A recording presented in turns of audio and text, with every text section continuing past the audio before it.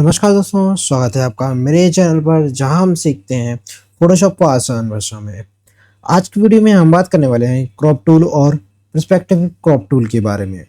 इन दोनों में टूल में आप अपनी इमेज को प्रोफेशनली क्रॉप कर सकते हैं और आप उसकी परफेक्टिंग भी कर सकते हैं। तो वीडियो को अंत तक जरूर देखें ताकि कोई भी ऑप्शन मिस ना हो। तो आइए शुरू करते हैं। सबसे पहले हम चालू करते हैं क्रॉप टूल से। क्रॉप टूल आखिर है क्या और उसका क्या काम होता है। क्रॉप टूल का काम होता है इमेज में किसी भी हिस्से को काट कर रखना और बाकी हिस्से को हटाना। आप इसे फोटोशॉप के टूल में बाईं तरफ देख सकते हैं। इसका आइकन एक छोटा सा स्क्वायर फ्रेम जैसा होता है। आप इसकी कीबोर्ड में जल्दी खो सकते हैं सी की को दबाकर। इसका शॉर्टकट की होता है सी।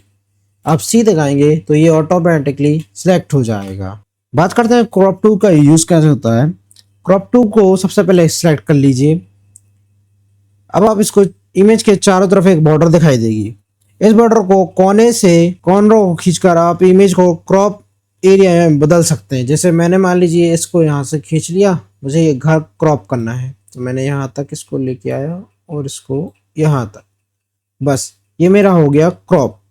जब सब कुछ सेट हो जाए तो एंटर कीजिए या रिटर्न को दबाइए तो आपके इमेज क्रॉप हो जाएगी। जैसे मैं यहाँ पर इसको राइट कर लेता हूँ, या फिर आप जो अपडेट वर्जन चला रहा है उसका एक ऑप्शन और होता है कि इसको यहाँ से आप क्रॉप कर लीजिए कुछ इस प्रकार से और यहाँ बाहर क्लिक कर दीजिए तो ये आपका क्रॉप हो गया। इस प्रकार से आप इसको क्रॉप कर सकते हैं।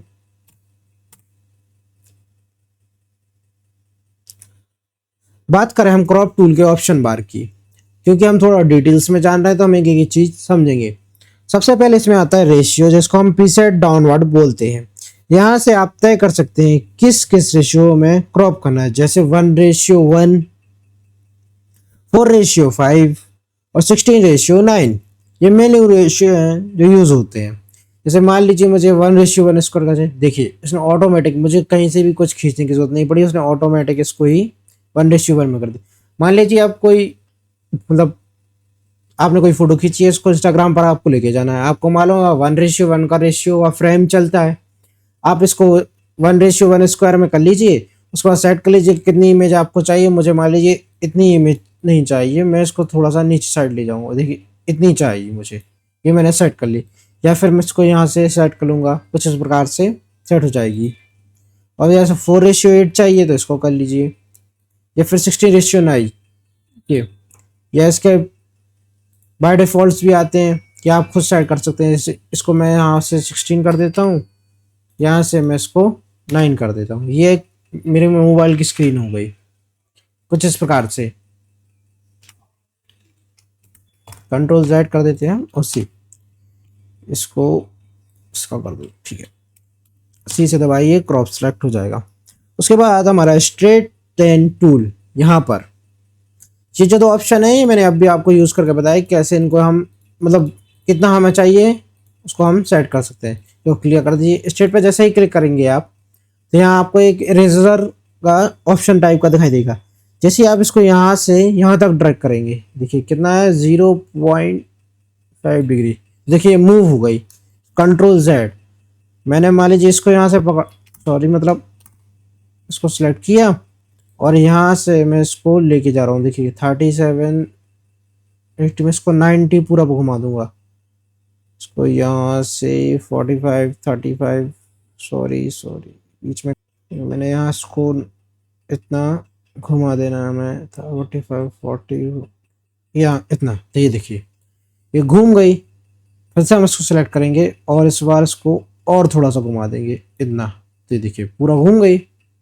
कुछ इस प्रकार से इसको काम यूज कर सकते हैं। मतलब हमें रोटेट करना है तो मान लीजिए बस मुझे इतना करना है,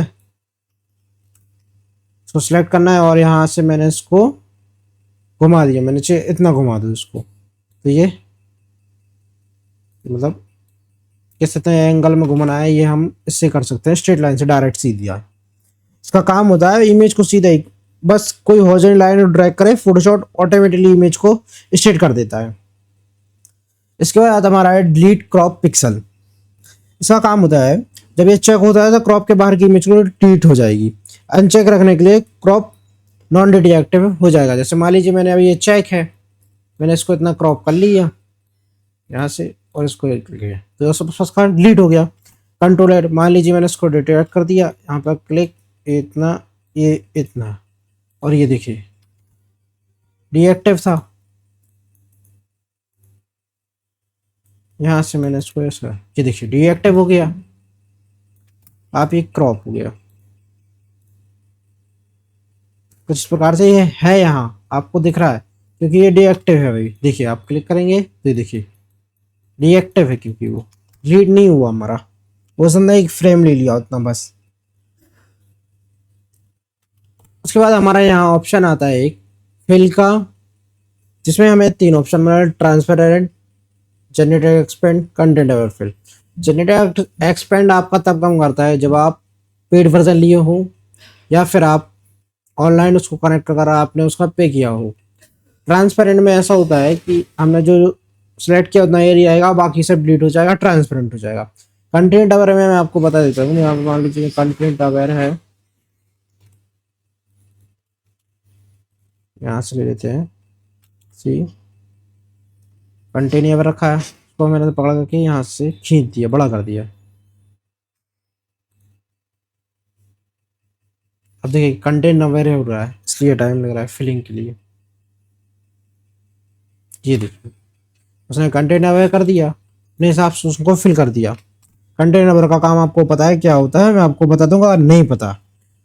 उसके बाद हमारा आता है एक overlay option, rule of threads, इसको हम ये बोलते हैं, जिसमें आपको गोल्डन रेशियो, ग्रेड, डायगोनल और ई की दबाकर आप उसको ओवरले बदल सकते हैं। अभी देखिए रूल ऑफ थ्रेड्स आ रहा है, इसका ग्रेड पर डाल दीजिए, आपको ग्रेड नहीं चाहिए डायगोनल्स पर डाल दीजिए, ये भी नहीं चाहिए ट्रायंगल्स पर डाल दीजिए। ये जितने भी ऑप्शन है, गोल्डन रूल्स, ये देखिए golden ratio, auto overlay show, मतलब इसको आप ओ दबा के चेंज कर सकते हैं। जैसे ओ दबाइए ये ऑटोमेटिकली चेंज होता जाएगा कुछ इस प्रकार से। देखिए ओ दबाइए, फिर से ओ दबाइए, चेंज होता जाएगा। आप यहाँ देखिए यहाँ चेंज हो रहा है, ओ दबाया यहाँ क्लिक कीजिए, ओ दबाया यहाँ क्लिक कीजिए, फिर ओ दबाया यहाँ क्लिक कीजिए। देखिए इस प्रकार से ये काम करता है। इसके बाद हमारा आ जाता है पर्सपेक्टिव क्रॉप टूल, ये भी हमें यही मिलता है। बस आप ये टूल क्रॉप टूल को यहाँ पर, क्रॉप टूल को यहाँ पर दबा के रखिए, यहाँ आपको मिलता है पर्सपेक्टिव क्रॉप टूल, ये वाला ऑप्शन, यहाँ आप क्लिक कीजिए। ये टूल तब काम आता है जब फोटो किसी एंगल में ली गई हो और उसमें पर्सपेक्टिव डायगोनल रेशियो हो, जैसे कि बिल्डिंग, डॉक्यूमेंट या पेंटिंग की फोटो तिरछे एंगल में खींची हो, तो हम उसको सीधा करने के लिए पर्सपेक्टिव रेशियो का यूज करते हैं।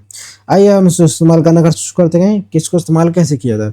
टूल बार में क्रॉप टूल पर क्लिक करके होल्ड करेंगे तो आपको ये पर्सपेक्टिव टूल मिल जाएगा। वहां से आप पर्सपेक्टिव टूल चुनें, चारों कोनों पर फ्रेम सेट और सेंटर दबाएं। मान लीजिए मैंने ये लिया, यहाँ से इस प्रकार से आप इसको चारों कोनों में सेंटर बना लें। इस प्रकार से देखिए सेंटर बन गया, चारों को ऑब्जेक्ट कोनों पर दबाएं, फ्रेम सेट हो जाएगा। ठीक है, फोटो इमेज को स्ट्रेट करने के क्रॉप पर क्लिक करें। आप इसको कहीं से भी देखिए एडजस्ट कर सकते हैं इस प्रकार से, यहाँ ओके कर दीजिए। ये देखिए देखिएगा अभी इस प्रकार से। जैसे मान लीजिए मैंने बात करते हैं पर्सपेक्टिव टूल को यूज कैसे किया जाए, तो उसके लिए आपको सी दबाइए, पर्सपेक्टिव सेलेक्ट हो जाएगा, यहाँ पर से आप निकाल सकते हैं। बस आपको यहाँ पर देखिए कॉर्नर क्लिक सेलेक्ट कीजिए, इस प्रकार से ये सिलेक्ट हो जाएगा। अब आपको क्या करना है, जैसे आप यहाँ पर इसको खींच दीजिए, मान लीजिए आपने कहा मुझे इतना ही चाहिए, मतलब एरिया कुछ इस प्रकार से हो, ये ऐसा इसको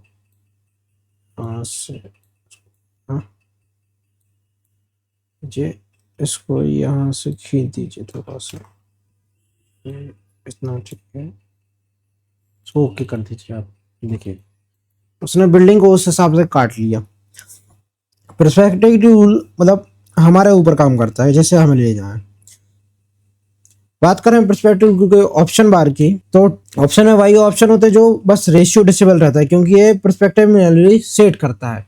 सेम वही ऑप्शन है पिक्सल्स है, centimetre, front image, image clear, show guide वगैरह वगैरह, ये सब कुछ है नहीं है। जिसमें आप देखिए यहाँ पर है, यहाँ मैंने इसको टर्न कर देता हूँ, यहाँ को भी टाइप कर देता हूँ, एंटर कर दिया। जैसे यहाँ से क्लिक करेंगे ये देखिए उसने बना लिया अपने आप, कुछ इस प्रकार से काम करता है ये। अब मैं मान लीजिए इस बुक को एक ये डॉक्यूमेंट है, इसके लिए हम स्टेट करना चाहते हैं, मतलब ये हमें ये सब बुक चाहिए, तो उस परस्पेक्टिव टूल कुछ इस प्रकार से काम है। यहाँ सेलेक्ट कीजिए, इस कोनों को सिलेक्ट कीजिए, अब इसको सिलेक्ट कीजिए, यहाँ से इसको यहाँ इतना सिलेक्ट कर लीजिए, उसके बाद यहाँ सिलेक्ट कर लीजिए और ये थोड़ा सा यहाँ, इस प्रकार से आप इसको ओके कीजिए। तो देखिए ये बुक थी हमारी, ये सिलेक्ट हो गई। कुछ इस प्रकार से ये डॉक्यूमेंट्स में भी काम आता है। कोई मान लीजिए कोई पेज है, कोई डॉक्यूमेंट है जिसकी आपने फ़ोटो खींची है और वो सही से नहीं आई है, तो आप उसको पर्सपेक्टिव टूल के हिसाब से यूज़ कर सकते हैं। तो ये हमारा था क्रॉप टूल और पर्सपेक्टिव क्रॉप टूल। इन दोनों में ये कुछ प्रकार के अंतर होते हैं कि जो पर्सपेक्टिव क्रॉप टूल को आप फ्रीली यूज़ कर सकते हैं और क्रॉप टूल को आप फ्री यूज़ नहीं कर सकते। इसकी शॉर्टकट्स की होती है सी, जिसको हम क्रॉप टूल कहते हैं। Shift C crop tool switch करें या फिर पर्सपेक्टिव टूल स्विच करें। जीरो की से आप ओवरले बदल सकते हैं। एस्केप की से आप क्रॉप कैंसिल कर सकते हैं। एंटर या रिटर्न से आप क्रॉप अप्लाई कर सकते हैं। तो इस प्रकार से हमने क्रॉप टूल को समझा। तो दोस्तों अब आप जानते हैं क्रॉप टूल को, पर्सपेक्टिव टूल को पूरा यूज, साथ ही ऑप्शन बार में सेटिंग को, मीनिंग भी। अगर वीडियो हेल्पफुल लगी तो लाइक करें, कमेंट करें और सब्सक्राइब करना मत भूलें हमारे चैनल एडिटर्स रूम को। मिलते हैं अगली वीडियो में, तब तक के लिए हैप्पी एंडिंग और धन्यवाद। उम्मीद है आपको ये वीडियो पसंद आया होगा। पसंद आया तो लाइक कीजिए, अपने दोस्तों के साथ शेयर कीजिए और मेरे चैनल को सब्सक्राइब कीजिए। मिलते हैं अगले वीडियो में, तब तक के लिए धन्यवाद।